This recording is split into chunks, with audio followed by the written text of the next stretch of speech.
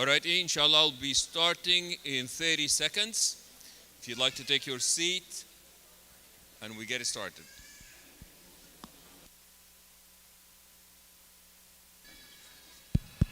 How about this one? Is the better one?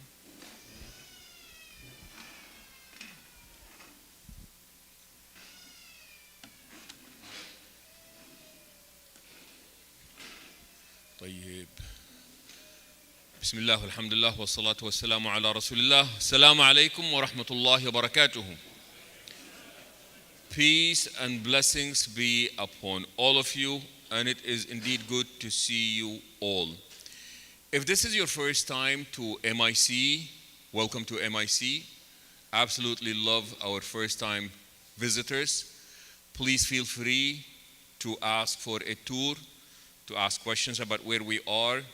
Please feel free to also visit the prayer areas if that is something that you are interested in, to ask us, myself or any of the community members here. We would love to talk to you about this place. My name is Yasser Fazaga. I am the Imam here at MIC.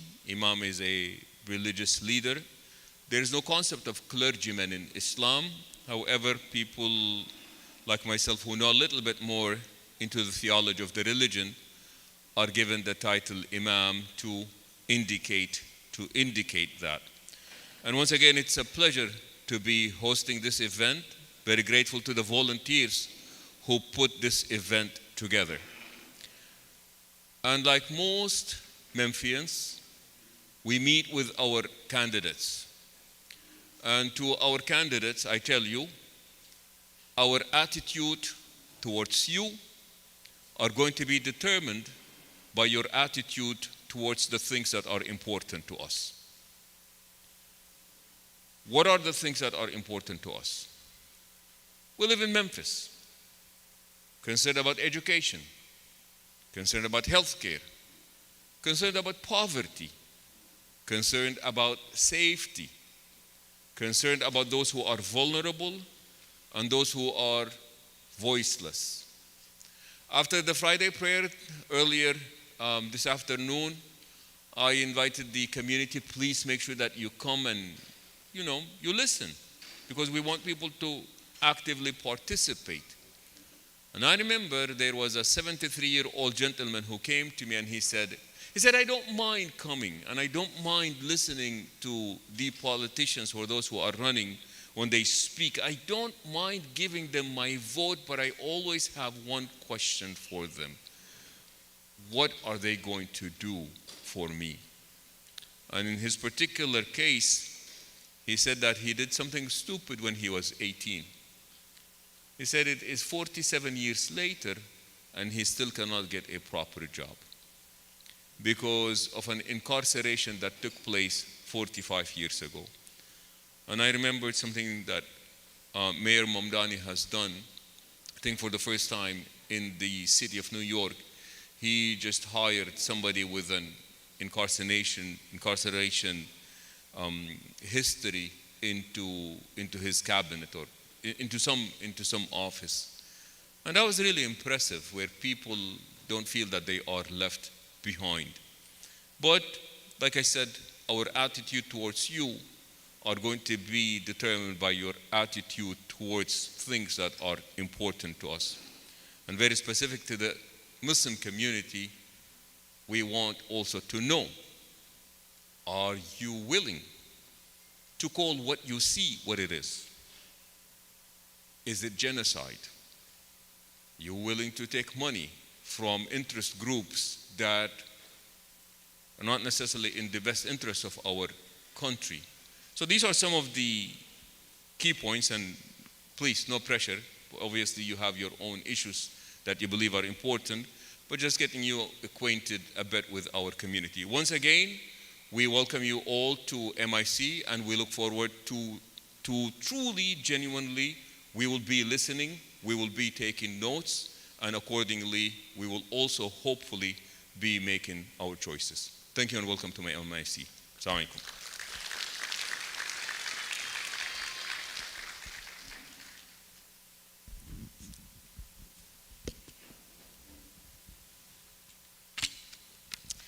Assalamu alaikum wa rahmatullahi wa barakatuhu. May God's peace, mercy, and blessing be upon you all. My name is Sabina Mohideen. I am the Executive Director of the American Muslim Advisory Council. I want to thank Sheikh Fazaga for his leadership and an amazing khutbah this afternoon, if you were here to experience it. He said things that I was going to say, but before I start, I just want to thank our sponsors, MIC, Memphis Islamic Center, Community Center, and IAGM, Islamic Association of Greater Memphis, and Masjid As-Salam. So, and we will have dinner here after the program, so thank you so much for helping us put this together and make this happen.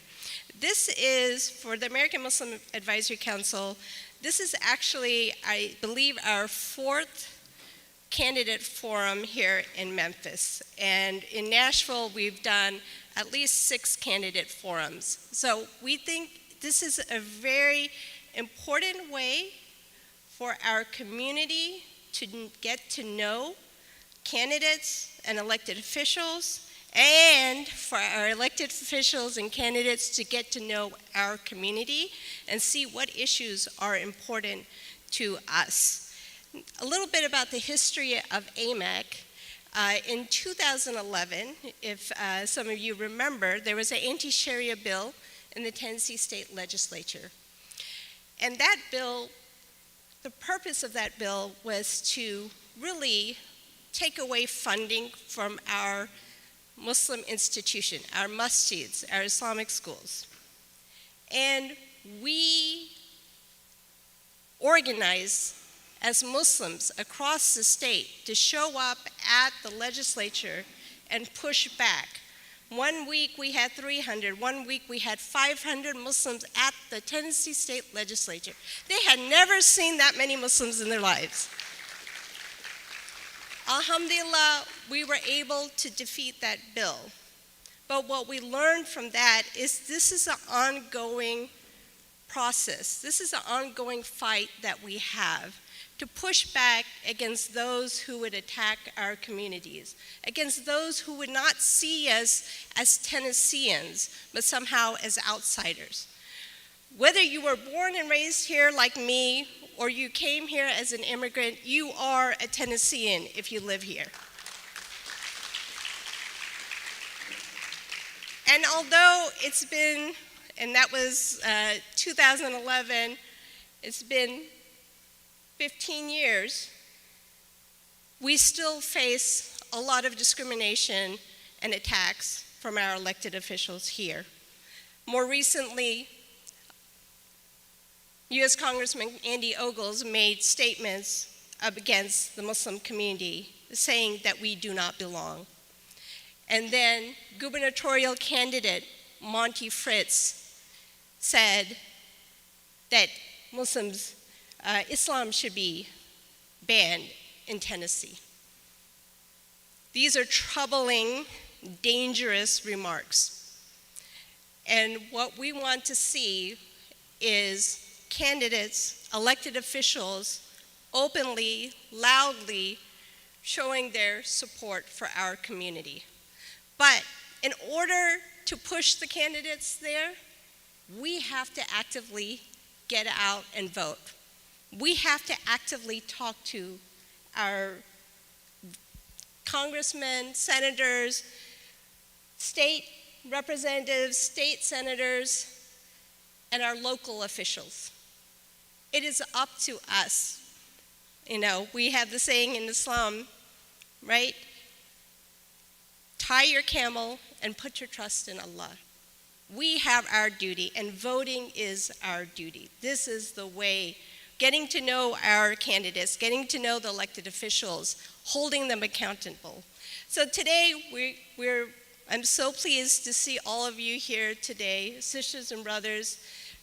Thank you for being here. For the candidates, thank you. We appreciate you coming here to getting to know our community a little bit more.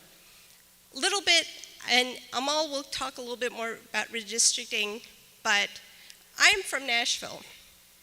And before the 2024 elections, Nashville was redistricted. They had suffered from redistricting. We had one single congressional district for all of Nashville, and it was divided into 3 parts, making us almost voiceless. Almost. Because it's really up to us to overcome that redistricting, to push harder to make sure our voices are heard. So, and I'm going to go more, but make sure you go out and vote and get your voices heard. Before I hand it over to Amal, I first want to say I have come to, and she started working with AMEC in 2024, and I really love her as has been an amazing person, but an amazing organizer. And I know a lot of you here know her personally, and it speaks to who she is. But mashallah, she's going to start law school in 2 weeks, and we're very proud of her. May Allah bless her in her future endeavors. I know she'll still be fighting for our community. But we've made plans, and we have on board Iman Ahmed.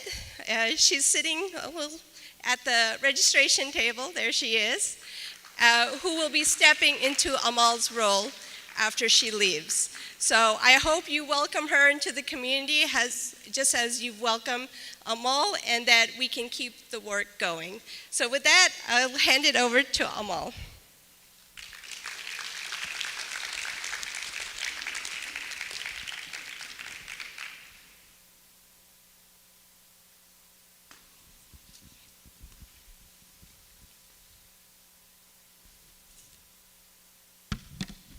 Assalamu alaikum, everyone. Good evening.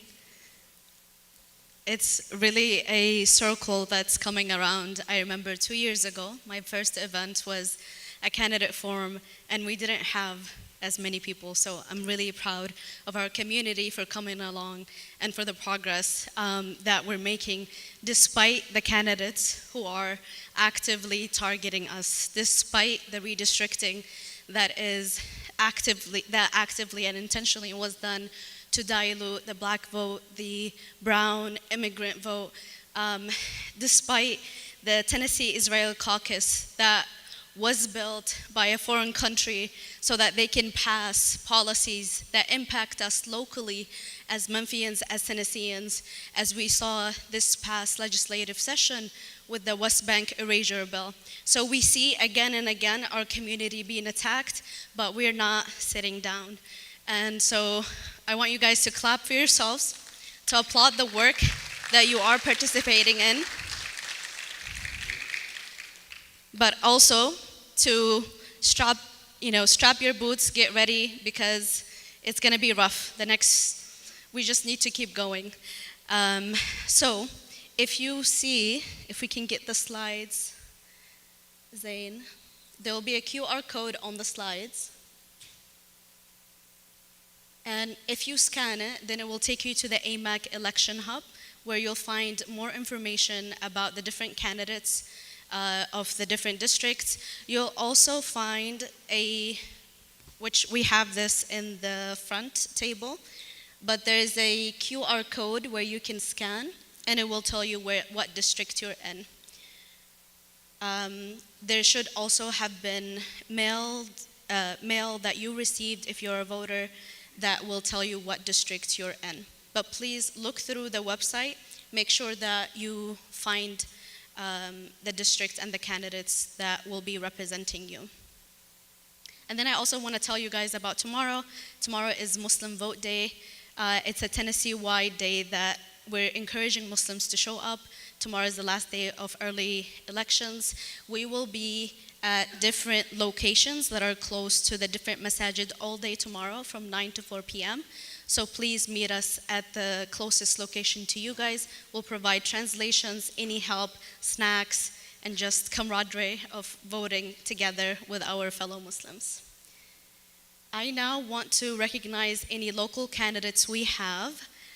So this candidate form is specifically for the congressional candidates. but I do want to recognize any local candidates we have. So if you are a local candidate running for any office, could you please stand up? I only know one of your names, so I'll just have to ask you. So I see here,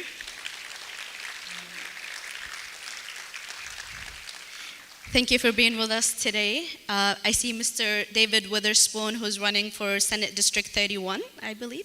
So feel free to talk to Mr. David. And then Shanae Bradley. Shanae Bradley running for Shelby County Commission District 1. So please talk to them and get to know them. So now for our actual congressional candidates who are here, I want to recognize the candidates from District 5. Unfortunately, Ms. Rachel Hurley said that an emergency came up, so she's not able to join us, but we have Ms. Carrie Ann Akumeni, sorry if I'm mispronouncing your last name, but Ms. Carrie, if you could stand up. And actually, maybe if you could walk to the stage, yeah, because we'll start the panel right after. And then for District 8, we have Mr. Dewey Gordon Bryan. If you could also walk to the stage. And Ms. Heidi Kuhn. Welcome, everyone. And then for District 9, we have Representative Justin J. Pearson.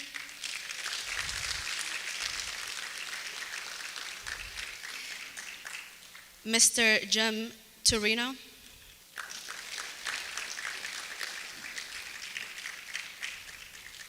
And unfortunately, Senator London Lamar couldn't make it after a family emergency due to her grandmother's passing. So our condolences to the senator, but we're so glad to have you all. Thank you for being here. I'll pass it on to Sabina.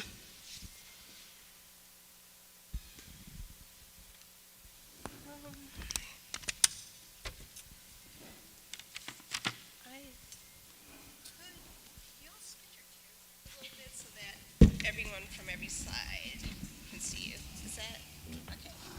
I think that gives better sight. Yeah. Okay, perfect. Thank you. Okay, so the way we do the forum is. Oh, sorry. Yeah, that's a good idea. The way we do the forum is we'll give the candidates an opportunity to introduce themselves, and then we'll have 2 to 3 questions, and we'll have a QR code up for audience questions. So if you have a question, you can put it on, go to the QR code and submit the questions, and we'll see how much time we have to add a question. And each question, the introductory question is 2 minutes.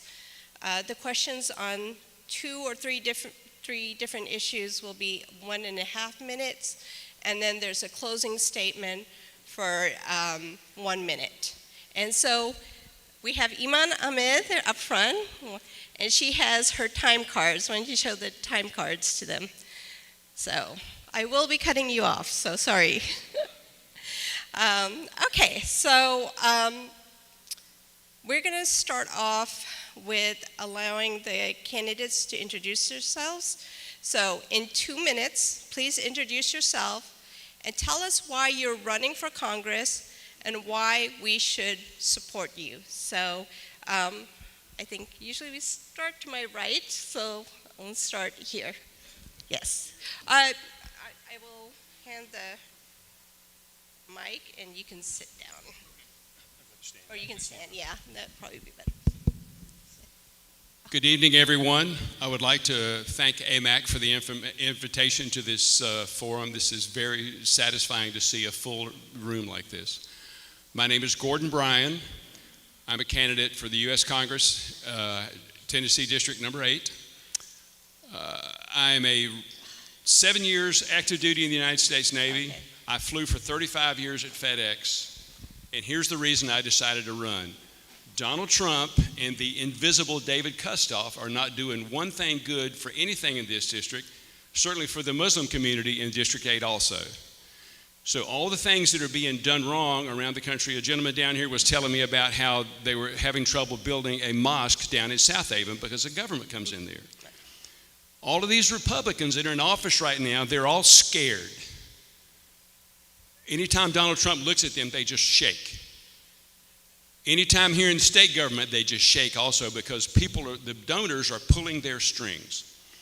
So this got me irritated enough to run for Congress, to go through all this. It is fun to come out and see people that are motivated. There is not a weak Muslim in this crowd.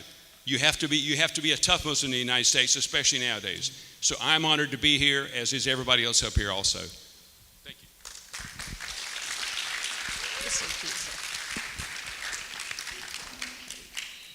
Good evening, everyone. I am Heidi Kuhn, and I want to first thank you all for being here this evening. It's so great to see that you have an interest in learning about the candidates. And just as a quick question, and maybe you can take some time off mine, but raise a hand, how many of you are in District 5?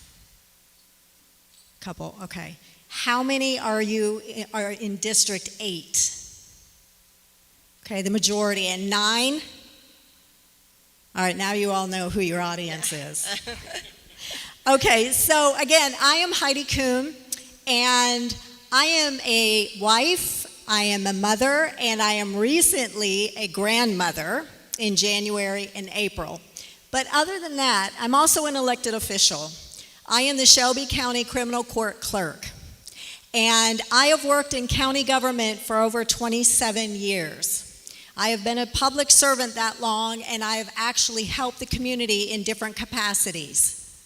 But what made me run for Congress was this redistricting. I was incredibly upset that they were trying to silence Democrats, especially black and brown individuals. This is not okay to me. Because of all the work that I've done, I have worked in the community, and I have never discriminated on who I serve. So I wanted to make sure that you all had a voice. And so when they redistrict District 8, they had no idea that Heidi Kuhn lived in that district. And so now they have a challenge on their hands. And so that's why I'm here today, and I look forward to you learning more about me. But I also look forward to learning about you and your issues and your concerns, because we need to turn the tables and listen to the community and not have you just listen to the elected officials. Thank you.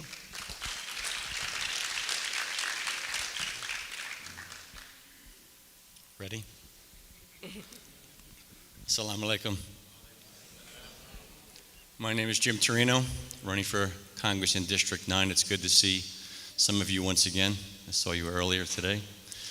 I want to tell you some things that you won't find on my resume or on my website. I'm a second-generation American. My grandparents came to this country with their parents through New York City. I was born and raised in the suburbs of New York City, went to school in Queens and St. John's, and so I grew up in the great melting pot of the world. Why I'm running for Congress? I've been on the campaign trail now for more than 500 days. I started back 2 marches ago when I heard Andy Ogles say he wanted to change the Constitution to allow Trump to run for a 3rd term. I said, no, we're not going to do that. My mom once told me, if you don't like something, don't complain, go and change it. I said, that's what I'm going to do, go and change it. I want to tell you all something that you already know, but maybe these folks don't know up here. You all are the first and only forum to feed us. No, give yourself a hand of applause. But I'll tell you why.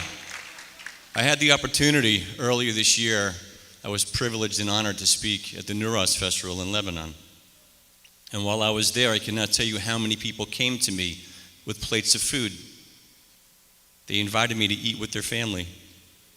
And I realized then that those of Mediterranean descent, myself, Italian and Greek, were very much similar to those of Middle Eastern descent. We show our love through food. So if you come to my house, the first thing you're going to do is eat. I don't care if you've eaten already. You're going to eat. So it's a privilege to be here with you. Earlier, someone said, What are you going to do for me? That's not really the question. The question is, what do you need? That's the question we should be asking. Thank you.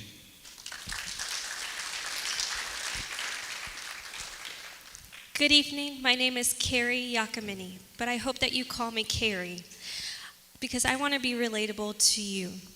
When I think about why I'm running for Congress, it is because the state redistricted our former District 9, the true District 9, to silence the voters in this area. And like many of us, we had an idea who we would vote for in the primary. And when I woke up the next day after the redistricting, upset that it occurred in the first place, I learned who my congressman would be, and that is Andy Ogles. And it seems across this entire 3 districts that Andy Ogles here is the villain, but I am running in District 5 to unseat him and bring dignity back to Tennessee and back to District 5. Because everything that he has done has to protect himself and protect the president, and done nothing for anybody here living in Tennessee that has uplifted their communities and has done everything to villainize the other. I am here to tell you that for the last year, before I decided to run for Congress, I have been working in the city because my life has been one of service. Through working in schools with our most vulnerable communities, to more recently working with the Immigrant Pantry. And every time World Relief had sent us a family in need that required halal food, I took it upon myself to be the exclusive shopper and make sure that the food that we were giving your community was appropriate and respectful to you. I know there are only a few of you here from District 5, but I honestly am working toward this seat to bring a more just America, one that is more equitable for everybody, because you do belong, we all belong, and together we are stronger, and together we are America. Thank you.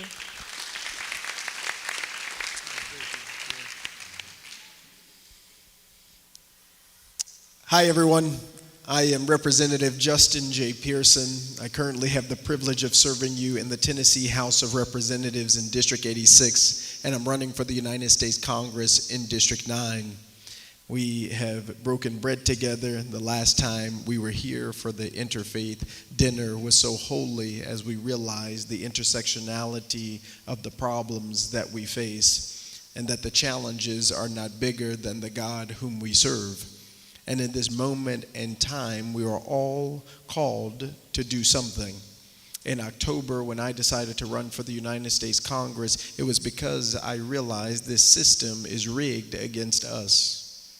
Billionaires continue to profit off of the pain of our communities, which is why we need to increase wages for everybody. It's why we need to tax people like Elon Musk who are destroying our community. It's why we need to pass health care for all, because health care is a human right. And I know there are some doctors in here who can agree and attest to the fact that so many people are coming to the hospital so sick because they haven't had access to health care. We're going to work to ban data centers. And you all know Elon Musk is polluting the air that we breathe, using our clean drinking water for it. We are going to do everything we can to end the gun violence epidemic. I got expelled from the State House standing up, and I am not afraid of standing up to Republicans in the legislature or the Republican in the White House. And we are going to return this democracy back to the people where it belongs by taking big money out of politics and focusing on us, we the people, which means all of us. This is our moment, this is our time, this is our fight, and I hope to have the privilege of serving you in the U.S. Congress. Thank you so much.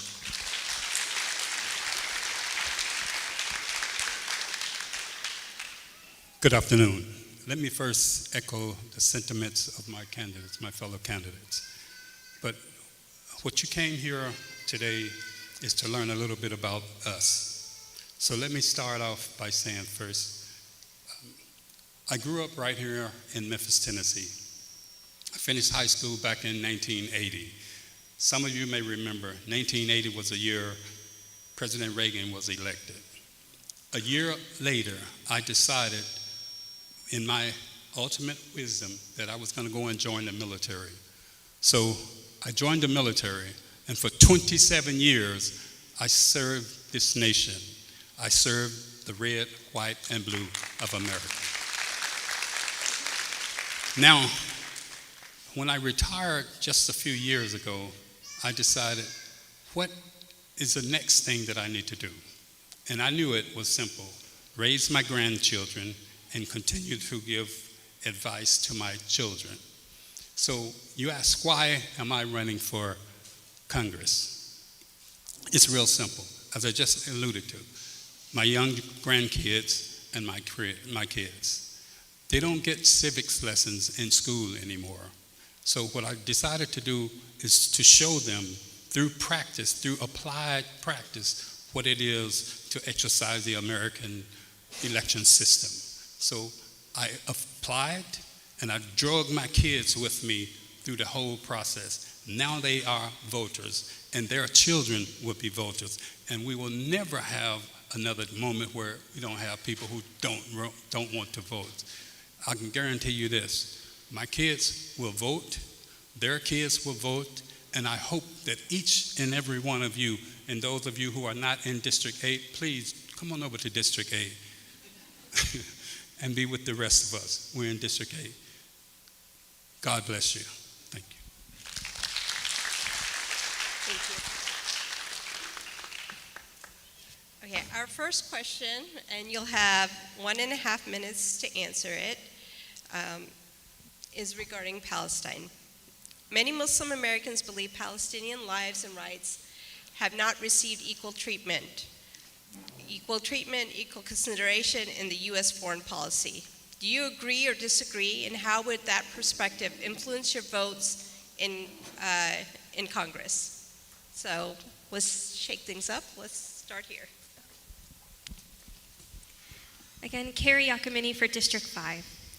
I can agree with the statement that we have not treated Palestinians, and their treatment on the world stage has been unfair since the founding of Israel in 1947. It is my opinion, and the opinion of many world organizations, including the UN, that Israel has met the requirements to have created a genocide, and that is unacceptable. My first out-of-the-country experience was to Cairo a year after the revolution, and as our government here was saying good on the young Egyptians for fighting their government as they were being tear-gassed, they were made in America.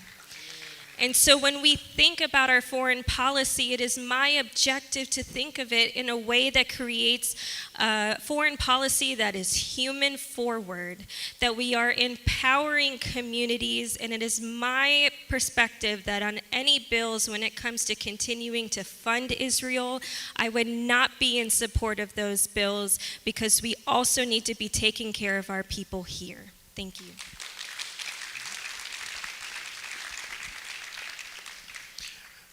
What America has done and has allowed for Israel to do has made us complicit in the genocide against Palestinian people. And it is our responsibility to stop sending billions of dollars of tax money to the nation of Israel. It's our responsibility to stop allowing an apartheid system within the nation of Israel to exist unchecked. It is time for us to take the moral position that the inequality and injustices that have been codified in the creation of the country of Israel is wrong. And it is time for us to fight for and ensure the determination and self-determination of the people of Palestine. Because before 1948, it was called the State of Palestine. That's just true. And unfortunately, we have exported the genesis of our country halfway across the world, of the taking of land, the separating of people, and the othering. And we have the responsibility to no longer allow the United States of America to be complicit in the destruction of the people of Palestine, of the genocide, the hurt, and the harm that has come to the communities there.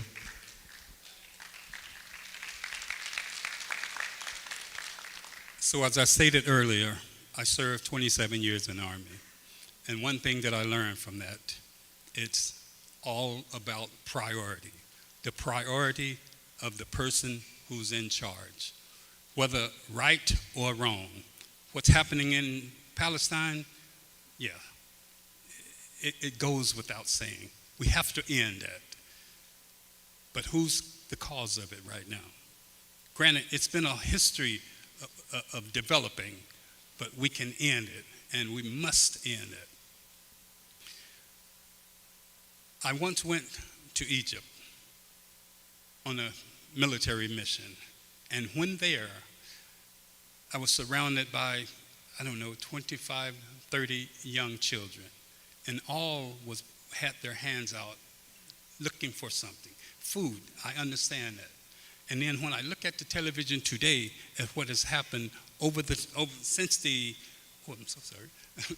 the beginning of this horrific war in Palestine, I just know I can no longer wear the uniform of the U.S. military with what's going on over there. We can end that. When the four of us, the five of us, all of us, once we're elected, no more. Israel will not see a one red cent. That's just the way it is. It will not see one red cent. Thank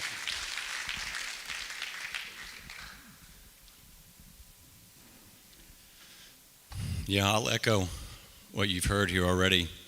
For 2 years in a row, the United Nations has condemned the actions of the Israeli government as genocide against those in Gaza, and it both makes me so deeply sad and so deeply angry. And so I think, what can I do? It's not what I can do, it's what we can do. Right now we have an administration that is incentivized by greed. We need to change the balance of power in Washington. That's one of the reasons I got into the race. Change the balance of power so that we, the people, yes, you can clap for that, but it's going to take you and you and you and you and all of your friends and neighbors to do that. If we don't use our voice and vote, we are held complicit. And I don't want to be that person, and you don't want to be that person. So I would encourage you, use your voice. We can stop funding Israel. We have to have the courage to stand up and say no. Thank you.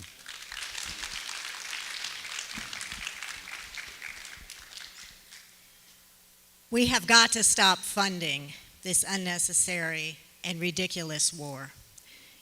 We have so much money that is going into wars. We do not have an adult in the room. We have someone who is making decisions for you without you. We have someone who thinks what he is doing is right. But here in America, we believe what he is doing is wrong. We continue to give money for this war. And it's interesting to me, his priorities are so skewed because he is spending $2 billion on funding the insurrectionists when we could provide some of that funding to our Palestinian friends here in America. We are not looking at the right priority. And under the Constitution, I don't see a carve-out that says that we need to only take care of Christians or Palestinians or those who are Jewish. It is all of us, all together. But we have to make the decision to work together, and we have to look at change. And how do we do that? To be able to change, to be able to wake up in the morning and wonder, my gosh, what is going to happen today? You have got to get out and vote, because we cannot continue on the path that we're on, because the path leads to a place that we no longer want to go. So I'm asking you to vote, and to vote them out.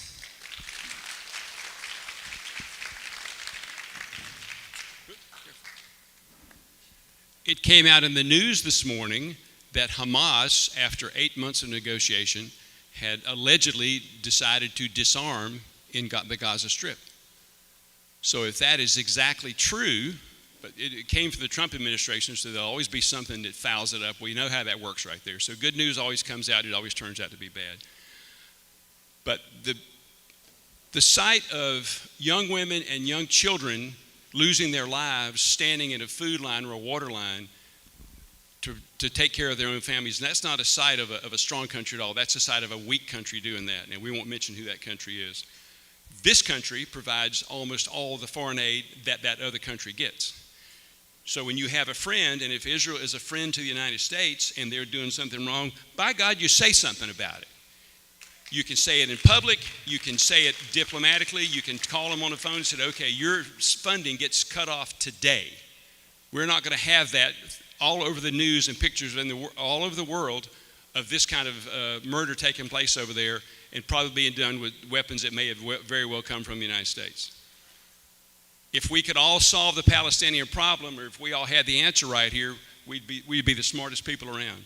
It's something that's gone on forever, and it's got to be solved because it just can't continue on like this.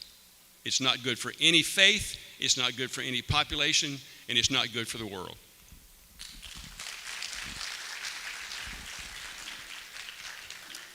Thank you all for your answers. We'll go to our next question.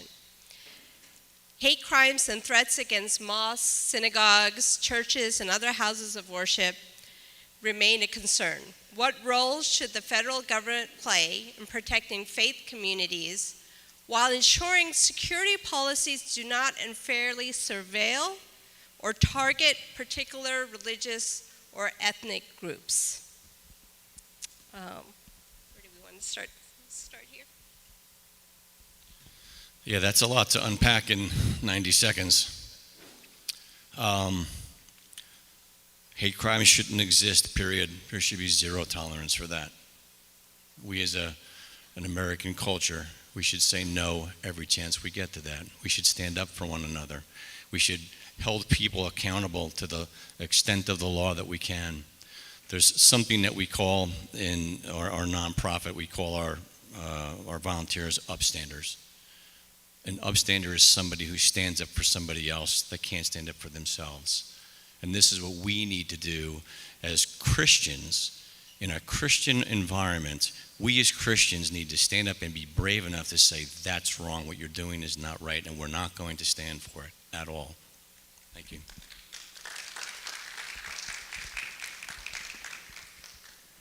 Everyone has the right to feel safe, no matter their ethnicity, their religious background, their sexual orientation. They have the right to feel safe. And right now, I don't think people do. And that is truly unfortunate. One of the things in my history is I was the executive director of the Crime Victim Center.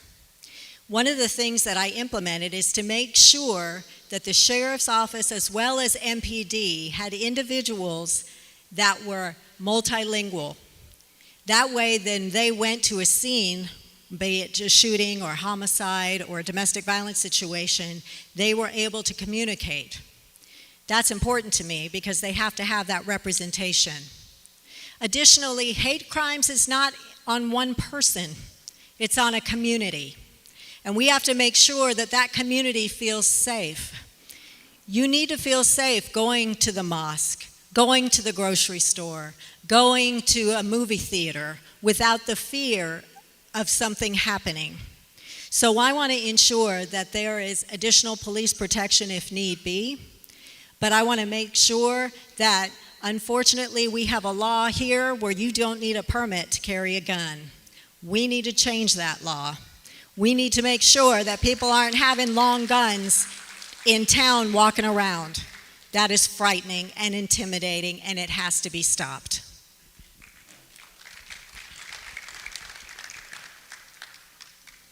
Please allow me to read the first half of the sentence that's in Amendment 1 to the U.S. Constitution.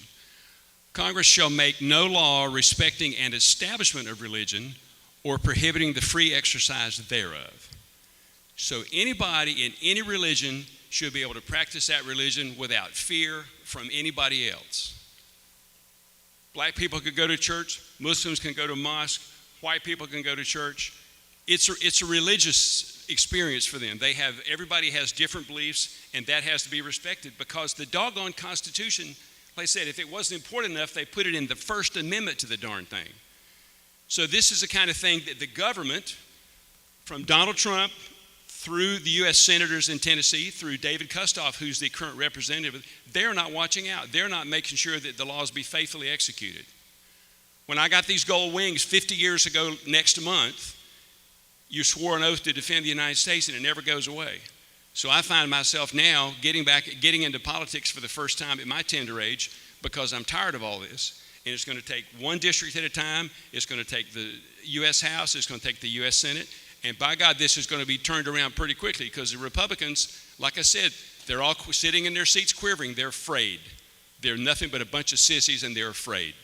So they're going. You should vote out every Republican in every race you go to. You should never vote for another Republican again because they've not earned your trust.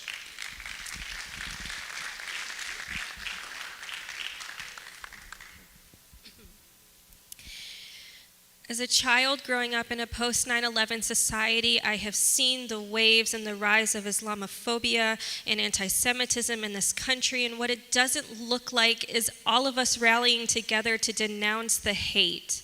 And when I see Andy Ogles being an Islamophobe, creating an other out of this community and other communities, it puts us more increasingly in danger.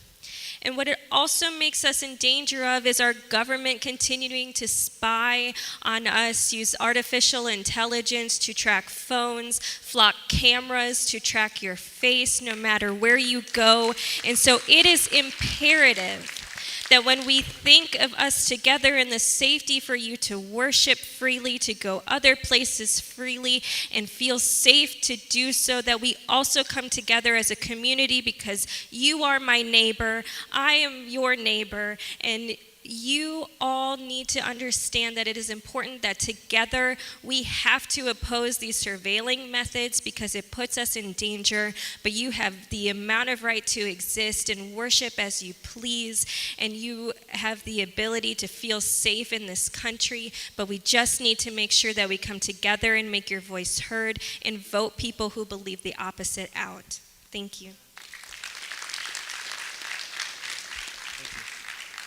Look, to deal with Islamophobia, we have to do a couple of things. But the first, we need to recognize that the rise of Islamophobia that we are seeing is deeply intertwined with the policies of our government. Right? They are connected. If you fund genocide, you are creating and funding the othering of an entire community. If you fund an Iran war out of nowhere, killing 100 innocent girls on the first day of our engagement with that war, you are saying this is an other. Our policies are contributing to the dangerous, not just rhetoric, but decisions that are being made by people who are in positions of power. And so the responsibility is to do what we practice in the Christian faith. Jesus, he gives these 2 commandments: to love God with all your heart, your mind, and your soul, and to love your neighbor as yourself. It is for us to do the work of loving our neighbor as ourselves, whether they wear a hijab or not, worship in a mosque or in a synagogue or in a church. It is to do the work of loving our neighbor, which the people who are in politics currently are not seeking to do. They want us to be divided because if we find division, then we don't pay attention to who's profiting off of our pain and the billionaires and the corporations that are profiting off of the hurt and the destruction that's happening in our communities. So hate. I think the solution is already there. We have this document. Gordy already read from it, the Constitution. We must enforce the laws. That will fix this. We have laws for hate. We have laws for anything and everything. We must enforce the laws. Sometimes we have to get rid of laws that's not working. As it's already stated, everybody here can walk around the streets with a gun in their hand. That's not a good thing. That's just simply not a good thing. But the good laws, the laws that's on the books that we need to enforce, that's the solution that we have right now in hand. Why do I need yet another lawsuit when the law already says this shouldn't happen? So when we have these issues of hatred And trust me, I've had my little share of it. Even in the military, we have to revert back to the documents that we have at hand that will hopefully remedy the problems that we're having. We must enforce the laws. I would not have the FBI doing what they're doing. I would not have the police doing what they're doing if they're not enforcing the law. And I'm not talking just willy-nilly enforcing the law or something that's so subjective. I mean, seriously, protecting the Constitution and enforcing the Constitution of the United States. Thank you. So we had several audience questions, but we're kind of getting low on time. So what I'm going to do is throw one question to one half of the room and one to the other half, and give you, let's say, let's see. Let's do 30 seconds to answer. I don't think they're terribly hard questions. So, for this half, what are your thoughts on climate change and the upcoming data centers? Thank you for that question. Anybody who has been outside in the past few months has known that it is hotter now than it was when you were a child. And anybody who's in a position of a government position, they should acknowledge that climate change is real, and it is being not just accelerated by our individual actions, but data centers that are building and using our resources, putting chemicals into the air that only heat our planet and deplete our water supply and make it dirtier. I have been the only candidate in District 5 to make environmental justice a part of my platform, and that includes supporting measures for data center moratoriums and making them public. Thank you. I have been at the forefront of fighting XAI, Elon Musk, and his data center because they're killing us. More children are going to the ER in Shelby County than have ever gone to the ER before. More people are developing asthma in Shelby County than they ever have before. And it's all for the benefit of billionaires to make more profit. And they're using our fresh drinking water to do it. Fresh drinking water to cool data centers to replace our jobs. My job will be to ban and put a pause on all data centers and to push a moratorium nationally until we protect our environment, our public health, and our workforce. When I opened, I talked about priority. The first priority that I will do, what I will take, is to hire these two right here. We're going to solve this issue. No doubt about it. I'll leave it at that, because one thing that one thing politicians tend to not get right, they're never the expert. So we have to defer to the folks that's the experts. That's why I'll hire these two right now. Thank you. I have a lot of questions to choose from. It's really hard, but again, kind of being centered on issues that we have here in Memphis with all the federal crackdown on immigration and what is happening in Memphis right now. What would you do about ICE in Memphis? As I mentioned, I'm a second generation American. The National Guard does not need to be in Memphis. Memphis can take care of its own problems. ICE needs to be disbanded.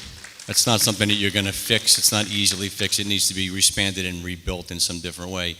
What you have right now in ICE is a private army. You see it happening. Why are you spending $1 billion on 100,000 people when we can't pay our teachers? I would disband it. If I remember correctly, National Guard is supposed to be brought in when there is a national emergency. There is not a national emergency here in Shelby County. And I truly believe that what we need to look at is what is happening with ICE. When we have the detention center in Mason, Tennessee, we have no idea what is happening in there, how the people are getting there, how they are being treated, or even if it's legal. And so I want to make sure and ensure that we make sure that with what's going on with Mason, Tennessee, we abolish ICE, and they don't need to be here, and we need to say, see you later.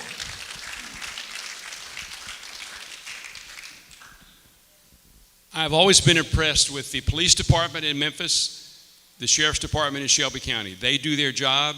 They're never fully manned. They never have enough equipment. They do all they can to keep this country safe. I remember going into a restaurant after the shootings up in Minnesota back in the wintertime, and I was embarrassed when 8 ICE people walked in there and kind of stripped their stuff off, and you're just kind of sitting there loafing around like, oh, well, just another day at the job right here.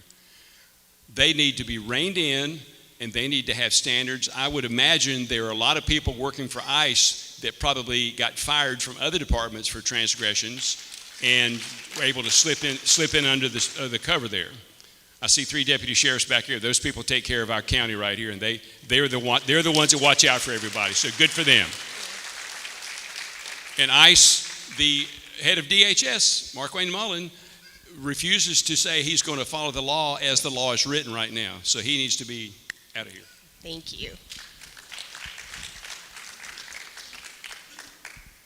Okay, so that's it for our questions. We'll allow you a closing statement now. We didn't make it a true closing statement because it's kind of a question also, because we want to know how you differ from those who are sitting in office. So name one issue where you believe your own political party is wrong, and tell us how you would be willing to vote differently. And I think we'll start down here. And you have 1 minute. Can you restate the question, please?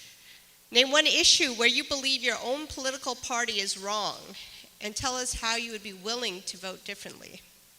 Thank you so much. My political party is the party of the independents. I'm not a Democrat. I'm not a Republican. Thus, I can look at a Democrat and see when I see a good idea. I can look at a Republican and do the same. But as an independent, it is my job now to bring that together, right? To put forth whatever we need to get things done in this country. You said how long? Yeah. I'm sorry. I thought she gave us 30 seconds. Sorry about that. So as I conclude, here's what I want you to remember or know about me. Integrity, discipline, and accountability. Integrity, that says it all. Discipline, to know that I'm going to do what I said I'm going to do. And accountability. You will hold me accountable, unlike what we have going on right now. Who's holding who accountable? No one. Whatever Donald Trump says, it's what goes. I started by saying it's all about priority. If I'm in the top, I know where my party lies. Thank you.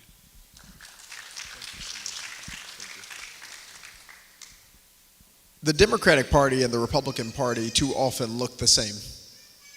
And people say this is why they don't get engaged in politics, particularly when it comes to big money. You all see it right now in Michigan, nearly $60 million being spent against Abdul, and those are Democrats running against each other. Because big money is afraid of people power and people who don't answer to corporations but instead answer to community. And that's one of the biggest differences I have with our party. And look, AIPAC has gotten into this race, District 9.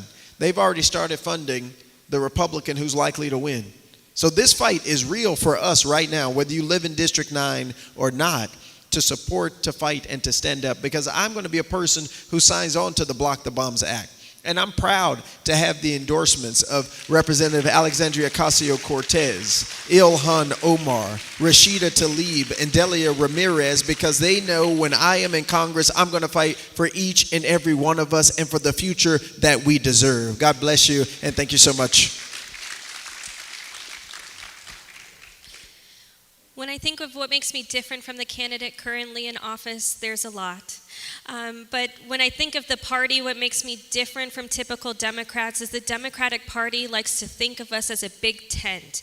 But more recently, we have seen with younger people entering the chat and electing leaders that believe in progress and not holding us back and are diverse. That is where the party is lacking, because as Representative Pearson has said, they are putting money towards candidates that keep the status quo. And I am not for the status quo because I am young. I know that our children are the future, and diversity makes us stronger, but progress is not easy. Progress is hard. And so it requires a fighter, and it means somebody to stand up and say that everybody here matters. Everybody here deserves to have a great life, make the wages that give them a future, and leave a future for their children. Thank you. Yeah, the biggest issue is AIPAC. We should not be beholden to a special interest or a foreign government, period. The only people that I want to be beholden to are you, the voters. So if I want you to remember something about me, think of the word upstander.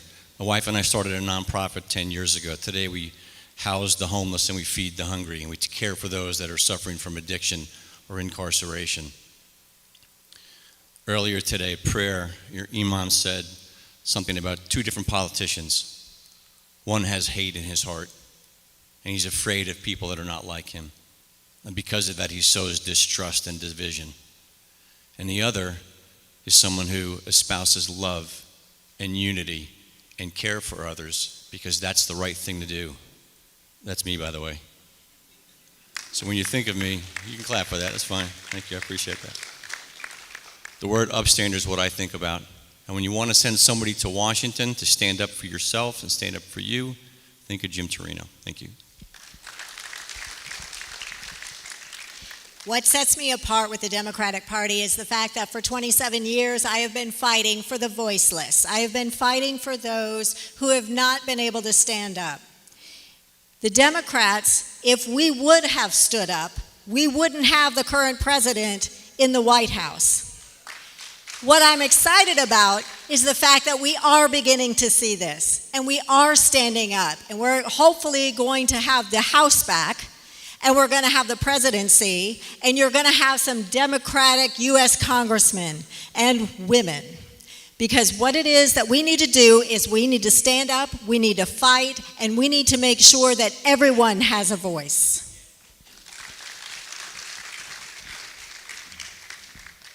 I find it particularly thrilling to come talk to an audience of Democrats, because if you went to talk to an audience of Republicans, it'd be like talking to that chair right there. They'd all just sit there like this. Democrats are famous about telling you what they think, whether you want to know it or not, and they will try to do something for you. Now that the subject of AIPAC has been brought up numerous times, David Kustoff, the current representative for this district, takes more money in the U.S. House of Representatives than anybody does from AIPAC, just to let you know about that. So it is my pleasure to offer myself to run for this office. Mrs. Kuhn and I, we get along with each other. We're running as hard as we can because we want this district to have a representative that works for the constituents, not for the contributors. She's done a lot of things in the city around here and the county about expungement. She does all sorts of public meetings. That's what you don't see being taken care of right now, because the current representative is scared to come out and see his own constituents. And when he loses in November, then that's going to change. My name is Gordon Bryan. Thank you.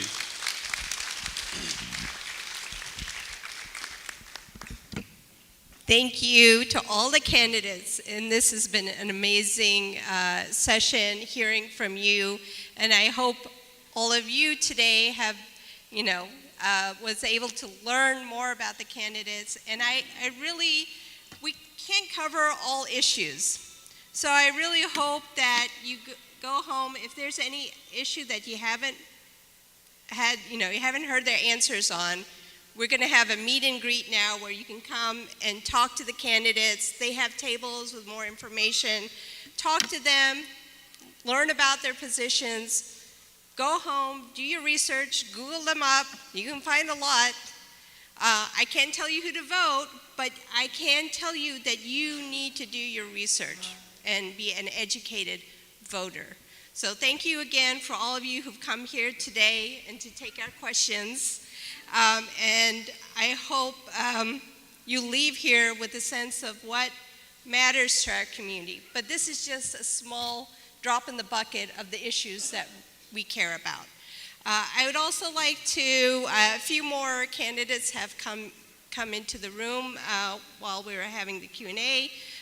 Talisa Franklin, who's running for State House District 96, there she is. And Ariel Gibson Martin, State House District 91. A reminder, early voting, tomorrow's the last day to early vote, and election day is August 6th. Tomorrow, Amal and Iman are going to be at different polling locations with some samosas and snacks and information about the voting process and some translation interpretation available. So there's some flyers in the back. I hope you can join and show up, and so people know that Muslims vote. Our issues matter. We matter. We are part and parcel of this community. So before we break for for the meet and greet, and after the Maghrib prayer will be at 8:15. Afterwards, we'll have the dinner served. Can I have Sheikh Nabil, our AMAC board president, to give a closing prayer? Where is he? There he is. And as Dr. Bayakli is making his way up to the stage, on your behalf, I want to thank Sabina Muhiddin, who's the MC, and she put this together.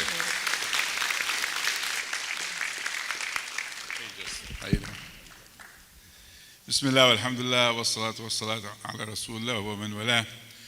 اللهم علمنا ما ينفعنا، اللهم انفعنا بما علمتنا، اللهم زدنا علما، اللهم آتنا في الدنيا حسنة وفي الآخرة حسنة وقنا عذاب النار. اللهم يا مقلب القلوب والأبصار ثبت قلوبنا على دينك. اللهم اهدنا فيمن هديت. ربنا إنا ظلمنا أنفسنا وإن لم تغفر لنا وترحمنا لنكونن من الخاسرين. سبحانك ربنا رب العزة عما يصفون وسلام على المرسلين والحمد لله رب العالمين. والعصر إن الإنسان لفي خسر إلا الذين آمنوا وعملوا الصالحات وتواصوا بالحق وتواصوا بالصبر. جزاكم الله خير. السلام عليكم. Thank you. Thank you. We're going to head to the tables now? Yeah, head to the tables. Thank you so much. Thank you so much. You're so wonderful. You're so wonderful. Thank you so much. Yeah.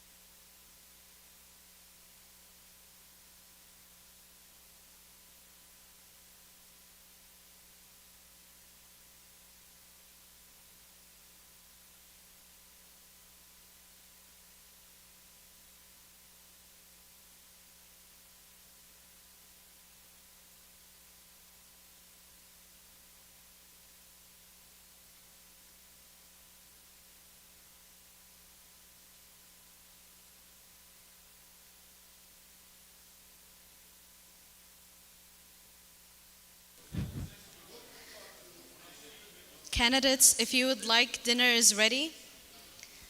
So please grab your dinner to our candidates, our guests, and then everyone else feel free to grab your dinner.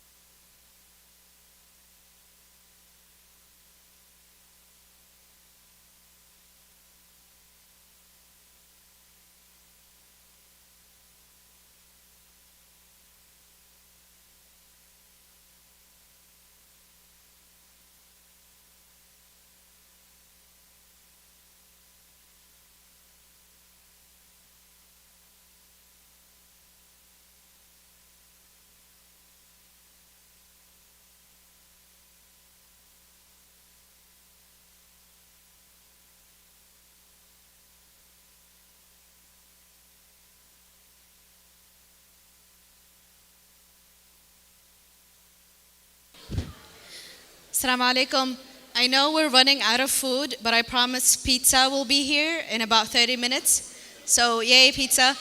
And then, while you guys are eating at your tables, let's talk politics. Talk about how you're going to vote, when you're going to vote, maybe even who you're going to vote for. And if you're not registered to vote, you unfortunately can't vote tomorrow or on August 6th. But just let me know, and I will let you know how to register to vote. Enjoy.